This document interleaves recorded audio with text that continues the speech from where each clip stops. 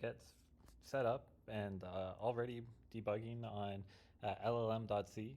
It's been quite popular recently for recent posts showing how LLM.c as a C implementation of GPT-2 is getting really close to the performance of PyTorch, and it's really fascinating to see the development effort of lots of folks in making the speed ups to this project.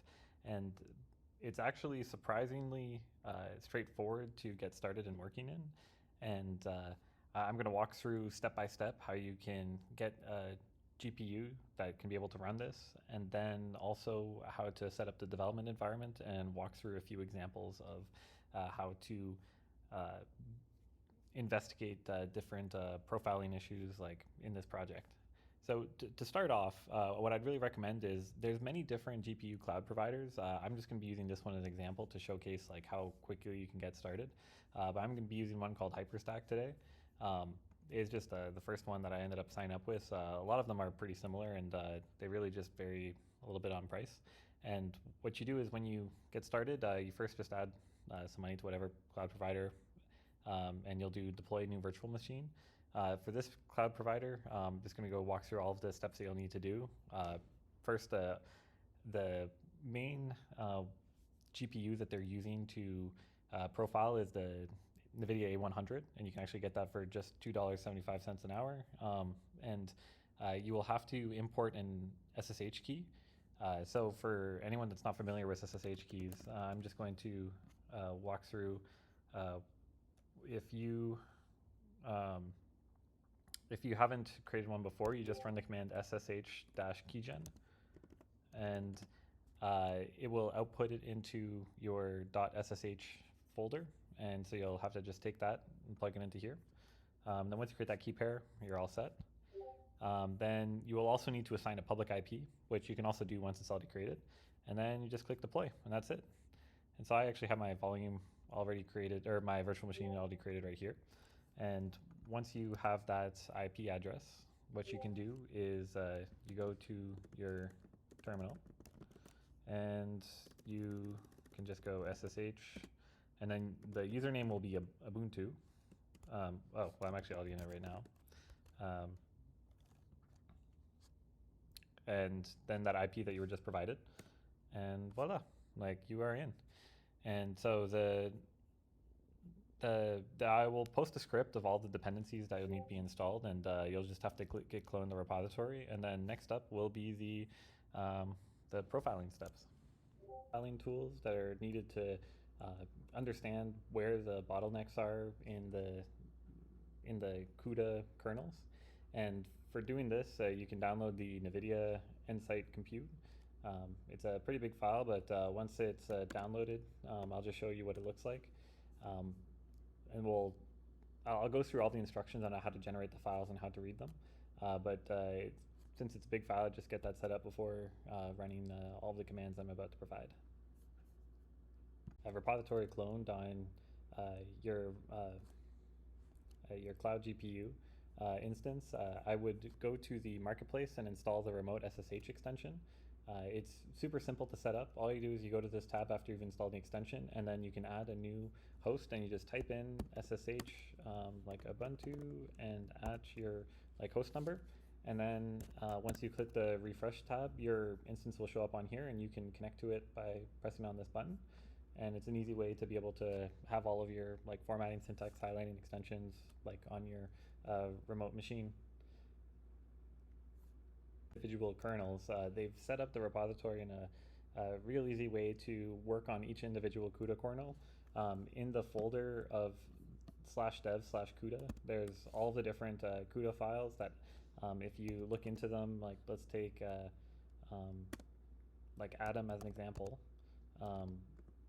They have a breakdown of, at the beginning, all of the instructions on how to run it, how to compile it, what sort of things are that need to be completed, and typically there's a breakdown of if there's multiple implementations of the kernels, you can see how it's evolved over time. And the two commands that you have to run, they'll both be posted in the description, is the compiler. So you compile it using this command. Relative to what's in the file, I also like to add this one called generate line info, which just adds more debugging information in that tool I'm going to be showcasing later. And then this is just the original command, and then I always just execute immediately afterwards. And what it will do is it will run not just the CUDA kernel, but it will run the CPU implementation of it so that you can verify that whatever you've written is actually correct, not just running fast. And it'll tell you the different time for like all the characteristics of the kernel. So now that you have that running, you can export the profile of it by running this other command that I'll also post in the description. And all you need to just make sure is that you have the command that you want to run after this initial part. And it does take a bit longer to run, and sometimes the ways that they're set up, you'll actually have to reduce the amount of iterations in the code that this kernel will run for, just so that it'll run in a reasonable amount of time to profile. But now that you have this, you can either directly connect to it, or what I typically do is I just copy the file directly to my machine using SCP, and I'll just rename it to, let's say, profile 20. And now we'll open it up in the NVIDIA tooling. Nsight compute, and what you click is on the left hand side you can click open file, and we'll just grab that profile that we just downloaded recently. And if you did run that command that allowed you to get the line or the source code line information into the profile, it should look like this. I'll just walk through some of the key details of ways that you can get information about what you can optimize. The first thing to take a look at is if you go to the details page, it'll tell you whether you need to optimize for memory or optimize for compute. And those are kind of the two main ways that typically optimize, I guess, CUDA kernels, my understanding so far. And there's a lot of other information here that what I'd really recommend, I found that using like different LLMs like ChatGPT, just giving the recommendations that they provide in this tool and providing the code to it, and asking like, how would you modify this code, or what strategies would you take to fix the issues that have been identified here. And apart from looking at this high-level details page, the next step would be going into the actual source. And what the source will do is you can go specifically to where the kernel is implemented, and you'll have this information here that will break down per line where all of the delays are, like where all of the time to run the commands are, and you can even go all the way down into the assembly to get a better understanding of what's going on behind the code. And here you can see an example that this kernel is actually slow because it has lots of warp stalling on this line right here. And looking up what a warp stall is, it's essentially that the memory hasn't been I guess fully loaded for this calculation to occur, and so it actually has to wait for some of the memory to be loaded in. And so, well, yeah, this function can be optimized for that. So yeah, that pretty much covers it in terms of how you get from I guess no knowledge about CUDA kernels to how you can start already working on a kernel yourself.